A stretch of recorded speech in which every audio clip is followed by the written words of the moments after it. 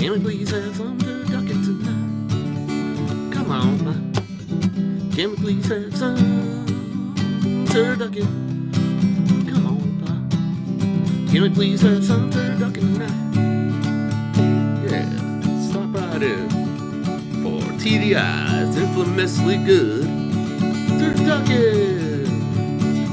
Come on, ma. Can we please have some turducken? Come on, ma.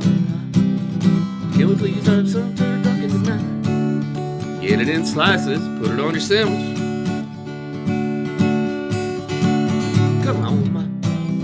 Can we please have some turducken? Come on, pa. Can we please have some turducken tonight? Sold in participating grocery stores near you. TDI's infamously good turducken. Get it with our new special cream sauce.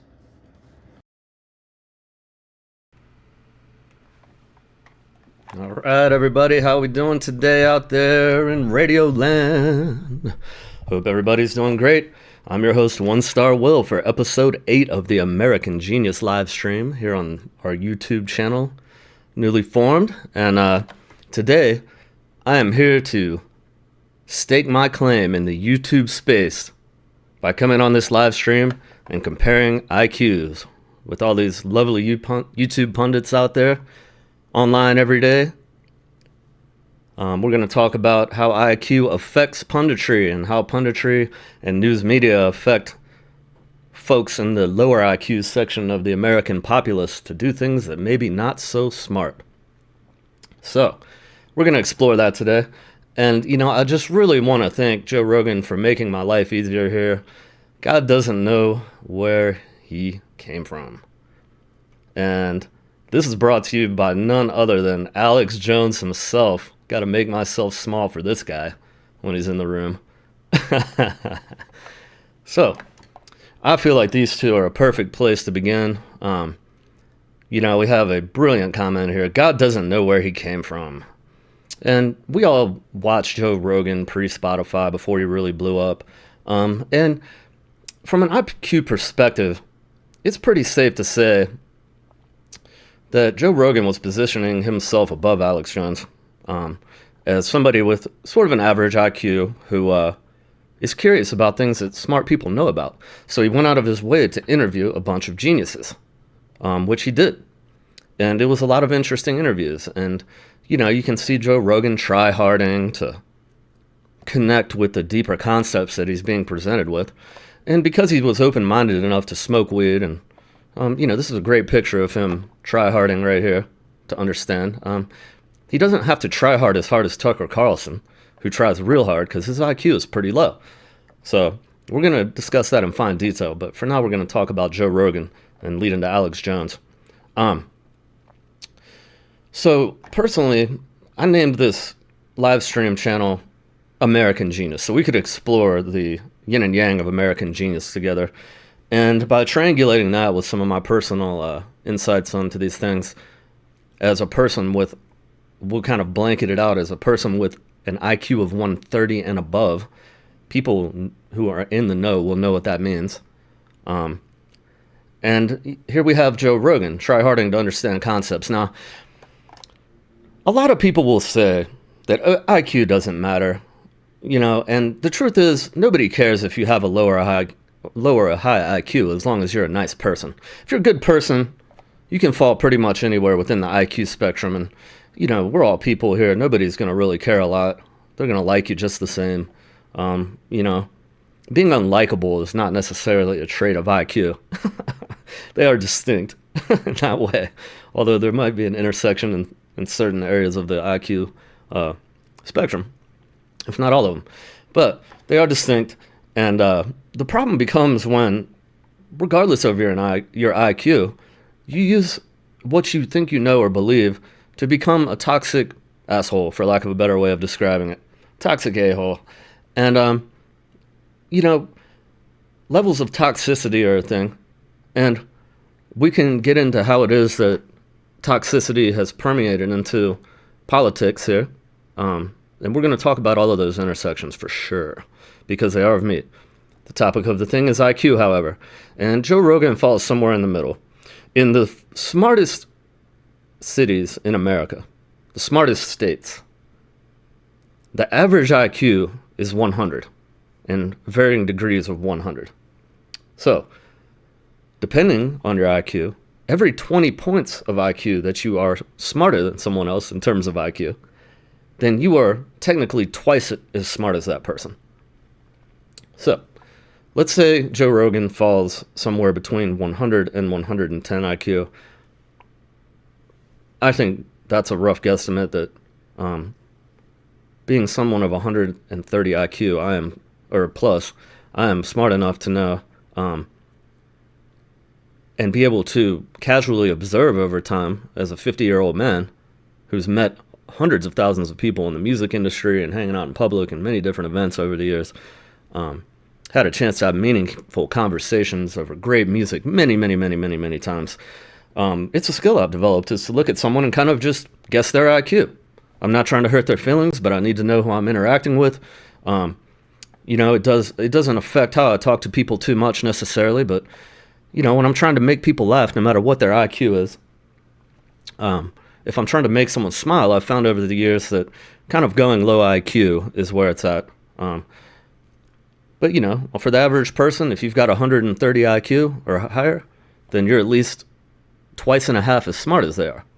Now, knowing that most Americans fall below 100, the average American is somewhere around 90 or 80 to 90 IQ. You're talking about people with 130 plus IQ are several times smarter than they are. And we all love stupid jokes. One thing I've learned in time, because I wasn't really funny when I was younger necessarily, I was a nerd, and as I got older, I realized the more stupid things I think of to say, the more people will laugh. So, I've gotten people just straight up laughing by saying one word, like chupacabra. And, that's enough to make most people laugh. And then if I say chupacabra cadabra, now I've got people spitting their drinks out of their nose publicly in bars or anywhere we're hanging out, just getting people to laugh at restaurants. Now, if I say chupacabra cadabra, elaborate ruse, now all of a sudden, you got a real solid almost joke there that you could do with a comedian. So kind of simplifying things in humor definitely makes it more funny. But how it is that translates into politics and punditry and IQ, and how the relationship is between someone with a middle IQ, like Joe Rogan, talking to the average American, who if he has 110 IQ, is twice as smart as. Joe Rogan, quite frankly, and people who are of average IQ come off as brilliant geniuses to most people, to over half the population. He seems really smart because he's twice as smart as they are, pure and simple. Now, if you have 130 plus IQ, you see Joe Rogan, and you think, okay, here's a guy who's slightly smarter than Tucker Carlson. Probably a lot, necessarily. He doesn't just talk S all the time and say hateful things, and he's just a nicer person in general, I would say. But that similar toxicity is still there. If you listen to Joe Rogan, he's like, yes, I check testosterone. Yep. Yes, I endorse Trump for president. Yeah. Do you think we'll really end up on Mars, Elon? Yeah, I'm a cool guy. I smoke weed. I do public boxing matches, commentary, live. He's kind of baits you in with that. I mean, I would put it this way. When Joe Rogan was coming up, he was positively leading. And one of the things that everybody knew about him, and that he was almost advertising with, is that he's an average guy who is interested in learning about nerd stuff from actual geniuses. there's never been any pretension with Joe Rogan that he was the genius himself. The whole idea was that he's like the normal American, or maybe even the above average American, with somebody between 100 and 120 IQ, maybe 110. And he's able to sort of be the middleman for public consciousness. And even smarter people than him found it brilliant, because we could go out and see brilliant people talk about stuff that we wanted to learn about too. So he really came in that way. And I don't want to use the term false humility here, because the guy definitely never tried to pretend like he was the genius. However, there are some definitely toxic political traits where the baby is being brought in with the bathwater, if that's a thing. And so it is, he's roped in a huge audience. I don't even listen to him anymore. Once he went Spotify, that was the last time I ever listened to Joe Rogan. Although, like many of you, I've seen, like most of us, we've seen all the streams before that. And so he positioned himself with this sort of position of clout online that is definitely peerless in so many ways, by just being kind of an average IQ guy in the presence of people way smarter than him. And so the problem comes when you notice him start bringing on people like Alex Jones. Okay? And now we're dumbing it down significantly when we're talking about YouTube pundits and people with media channels. We're going to continue to go through this. We're going to talk about my guy Dave Pakman as somebody who stands out with a high IQ. A lot of channels that seem to be leaning more Bernie. And there's plenty of those with some really brilliant commentary. There's many people from the millennial space, the Humanist Report I mentioned yesterday. There's so many people to talk about. And I'm going to compare myself to all of them. I'm personally have a higher IQ than Joe Rogan. I'm a big computer nerd, full stack developer. I know a lot about data science. I'm more on the Elon Musk side of things.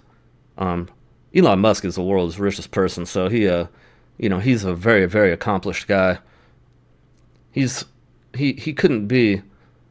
He's more like Alex Jones as a person, in terms of just being a huge troll. But he's achieved quite an enormous amount of success in the business realm and created some really cool new technologies, and then gone online to be a huge jerk about everything to everybody, and basically fall in line with his South African apartheid type of roots, and align himself with every troll in the universe, and basically pay $500 million or $250 million to Trump over the years to get in his good graces so that he could manipulate the crypto community and na. And we have a lot of right-wing activity coming from folks like Joe Rogan, who endorsed Trump. See, he was more popular before he came out as a Republican. When we were watching Joe Rogan first come up, we didn't really get the sense that, this guy is clearly going to be a huge Trump supporter and endorse him in his second campaign after he's already been, everyone's aired him out for the terrible person that he is. And you've got Joe Rogan freaking endorsing him. It's honestly, the Democratic Party is pretty sad at the moment too, so both sides can get it there when it comes to IQ and their messaging. At the end of the day, YouTube punditry, online media channels, news media, hateful news media, extremist news media, and right-wing news channels, extremists from both sides, have affected our political situation into a complete amateur hour show. And a lot of it has to do with the low IQ utterings of people from the extreme right wing, where it is that if you're talking to people with a very low IQ between 70 to 90, which is average, the bottom of average, down to pretty just normal people in America, the bottom third quarter of people who are still functionally literate, not here with jobs, they're just normal people. Messaging like, drill, baby, drill. I mean, you tell them that you hate the gays and the Mexicans and drill, baby, drill. And I mean, they really don't have a lot more to bring to the conversation. You're not talking about people with intellectual nuance or any kind of brilliant soliloquies that they're going to add something to the political conversation. They just have a mutual hatred for anyone who isn't white or, caught up in the trap of toxic religion and ancient hate speech and loud, abusive content. Joe Rogan brought to the table not being loud and abusive like his counterpart in this video, Alex Jones. Mr. Jones and me riding through the barrio. No, this is not a good person, Alex Jones. He is clearly between 80 and 90 IQ max. And when you think about it in context, it makes perfect sense if you've ever spent any time listening to this guy rant and rave, which I'm sure we all have too. I think we all got the clear idea this guy was not a great person from the very get-go, although with his scary firebrand type of speech, an economic collapse as soon as January or October, and this gruff voice. I can't really explain why people look up to raspy people, but I can say that Alex Jones is in that kind of like 90 maybe IQ range.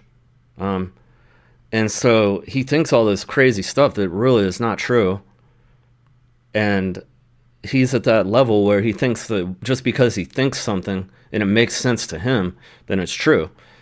But being a person with 130 plus IQ, like 2% of us are in the world, all of us folks up here, the lucky top 2%, are looking at this gentleman and understanding intuitively, even if we don't know that every 20 IQ points your intelligence level and smartness doubles. So if I'm at 130 IQ and then 110 and then down to 90, where Alex Jones sits at 85 or 90 IQ, maybe 95 if you're being generous, we're like 4 times smarter. And so the things he says just are obviously complete BS and low IQ rantings of a person with an unstable brain. And, Alex Jones is utterly manic. He likes to read. He loves to read conspiracy theories that go along with his warped worldview. He loves to lie. Now, some people are liars and brilliant geniuses. Some people, you got to watch out for those. Those are the ones you really got to look out for, because if you're at 130 IQ, guess what? That person that's at 140 or 50 or 60 is even smarter than you are, and twice as smart as you are. And they're out here, and they're not necessarily great people. Some of them are good people. Some of them are brilliant, evil geniuses, which Alex Jones is not.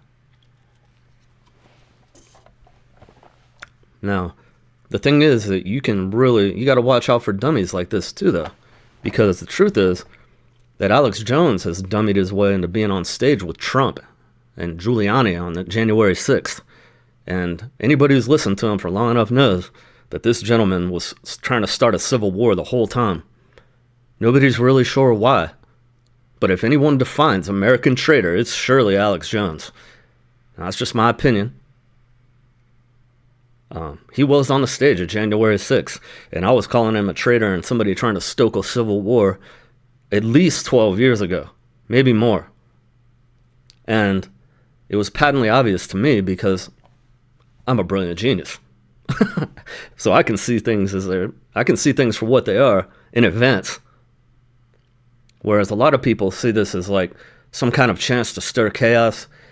He speaks to the dummy within us all and really just brainwashes people by ranting about things for hours and hours and hours and days on end in a manic rant until he kind of starts slipping in stuff that's really not real, and he gets you to believe in his fantasy world. He immerses you in the complete scumbaggery of what it is to be inside Alex Jones's mind, and brainwashes people, quite frankly, who might have some racist inklings, who might not like the Democratic Party or the Republican Party, and for good reason, and are looking for someone else to listen to. And they're pissed off too. And this guy is pissed off, and they start to resonate. Some people are just not very emotionally deep, so they could be smart and listen to Alex Jones and think, man, I'm pissed off at the government too. I don't like what I'm seeing. We should be free. The whole super basic, watered-down libertarian viewpoint that is so completely uncarefully thought through. That's why you don't see practically maybe one libertarian in our whole entire government.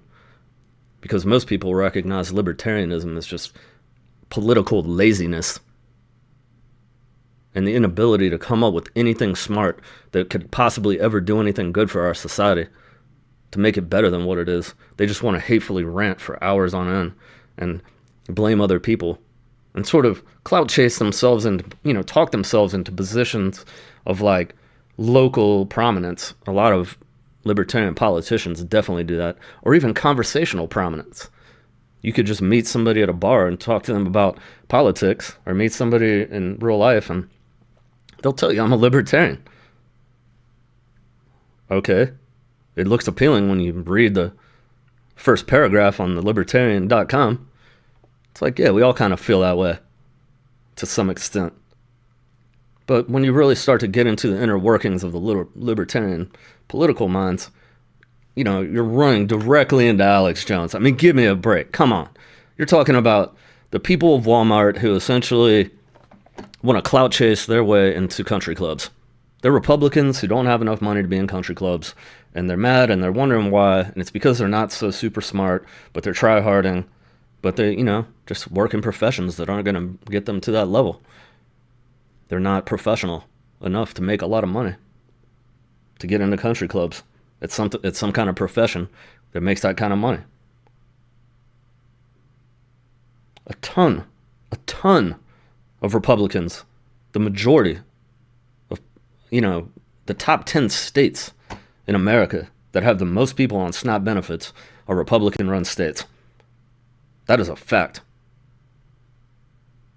So you've got all these angry people wondering why they're not getting their part of the American dream in some of the most podunk places imaginable. They're stuck by circumstances and their own IQ, sitting around listening to Alex Jones rant for hours all day, every day. Whatever spew this guy comes up with that is absolutely ridiculous to people with high IQs. Oh my God.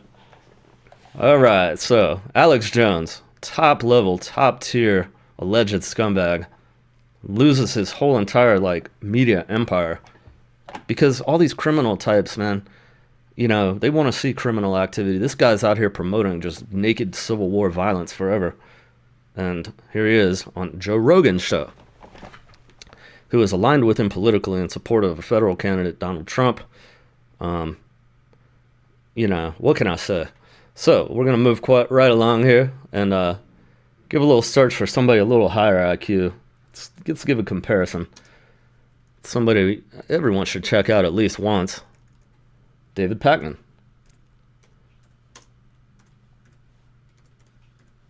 Pakman, if you ever see this, class act, gentleman, definitely intelligent, brilliant genius with 2.69 million subscribers. I think I started watching David, who I don't really watch all the time anymore, but he was really interesting, and probably still is all the time. And somebody that personally I kind of look up to as somebody in this YouTube space of punditry and news media channels. He's an independent, progressive program where it is that he just is a brilliant genius. There is no two ways about it. This guy probably has a higher IQ than me.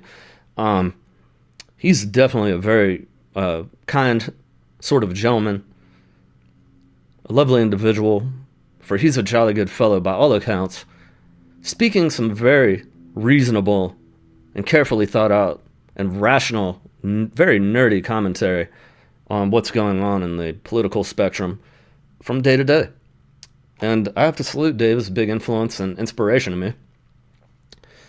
He's not the only one. There's some other folks we're going to mention here, contemporaries of mine, although I'm a very noob to the space. This channel is only a week old. If you want to donate to One Star Will at Venmo, I would really appreciate it. Keep this thing rocking. I have a lot of brilliant commentary on the world we live in myself, and I'm really looking forward to building this channel. I'm enjoying this process greatly. This is super fun, and if I'm ever successful at it, it's going to be because I watch class acts like David Pakman teach me how to do it in the best way, where I can see my own self for who I am within the context of brilliant geniuses like this, triangulated with all the other pundits and news channels that I see and that I watch all the time. We can talk about Trap Lord Ross, big shout out. This guy is a brilliant genius himself. creating some incredible contemporary breakdowns and Netflix-level documentaries on the relationship between real-life gangster activity in America and top 100 hip-hop music and the famous artists in that level, all their court cases, all the intense stuff that they're getting into. Absolutely incredible guy. Watched him come up from 40,000 followers or something like that, I'm pretty sure, on up to what he is today, which is absolutely crushing the game. Big inspiration. As triangulated with other people in the space who I really don't resonate with after watching their thing for a while, other than I'm kind of business casual in here, like DJ Academics, for example. I'm presenting in a way that's chill and laid back. I am a musician, for one thing. I am a artist. I am a rapper in my own time. I freestyle. I've been listening to hip-hop music since, the mid-'80s. So when it first came out, and I've been a fan the whole time, and I followed it. I'm a DJ, a vinyl DJ, who's owned up to 10,000 records at once in my life. I am a music historian in the form of a living DJ and musician. So I follow hip-hop, and I watched Academics for a while. But some of the content that I see where people are like blatantly homophobic on the internet and anti-trans, and, at that point, it's a liability. It's setting us all back. I can't vibe with that. So I stopped supporting Academic. He's caught up in all kind of drama. It's too bad because, he's an entertaining person. He's a pretty smart guy in some ways. Came up watching all the Chirac stuff. And he has a huge following. He's one of the biggest streamers in the space. Chilling out, talking to you every day, just like I am right now. But I can't vibe with that sort of like tendency for misogyny. And, I listen to rap music, but coming out and just saying blatantly homophobic stuff when you're talking on the, when you're talking in a song or, talking in a professional YouTube setting, making hateful anti-trans comments, I don't know. That's enough for me to stop listening to you or promoting anything that you do. So, Academic and Joe Rogan, I don't know. You tell me, chat. Is Academic smarter than Joe Rogan? Or are they about the same IQ? It's hard to say. There's plenty of people, although, I will say this. I learned about what it meant to be running a super chat from watching Academics before I started getting wind of the type of person he is in his mind and how he views the world and people in it. Here's a guy with a lively chat situation. Let's see here. So Dave Pacman is great. Definitely check him out. I'm going to put him in. I'm going to put everyone that I'm talking about in the description of this video when I'm done. Because I want y'all to go and check everyone out. I've mentioned them. I'm dropping their name. I want you to check them out respectfully and see if you see what I'm saying about these cats. And their IQ level and how it's affecting politics. I mean, when you encounter extremists in politics, they have a strong tendency to parrot a lot of these YouTube pundits and online media that are of the lower IQ variety. So when you really break it down, you got to start realizing that when people call people bird-brained, a parrot has an IQ, a raven has an IQ pushing 70, okay? So if you have a high IQ out there, 130 plus, and you're in the top 2% like me, and you start to notice that people often just parrot these ridiculously simplified phrases over and over again in the news media and in the comment sections of countless Facebook and Instagram and YouTube posts. They just say the same thing over and over again. Then in that moment that person has below a 90 IQ and that they are closer to the IQ of an actual raven or parrot, than they are to you. In fact, they're about twice as smart as a parrot or a raven, maybe 2.5 times, if they have a 90 IQ. And if you have 130 IQ, then you are 2.5 times as smart as that person with a 90 IQ. And I think that is a very plain way of putting it, how it is that when you go online and you encounter people and you're thinking, this is the stupidest freaking thing I've ever read in my life. I'm proud of myself for not cussing right there. And this is a terrible person who is being literally brainwashed into saying what they're saying over and over again and not thinking any deeper beyond that. And just being completely immersed and drowned.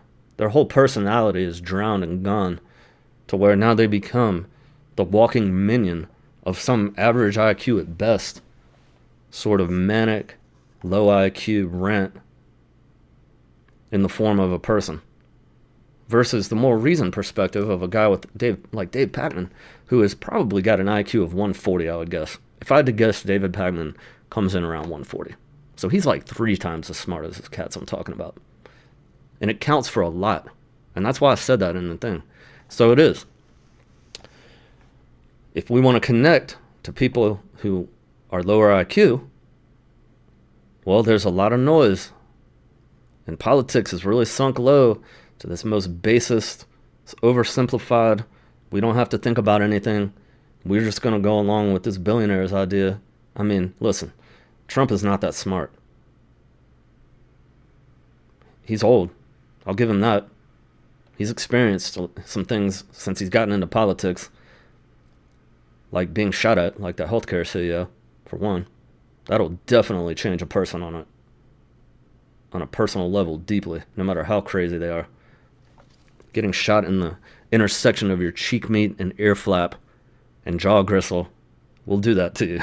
Come on, can we please have some turducken? Come on, Pop, can we please have some turducken tonight? Come on, Ma, can we please have some turducken?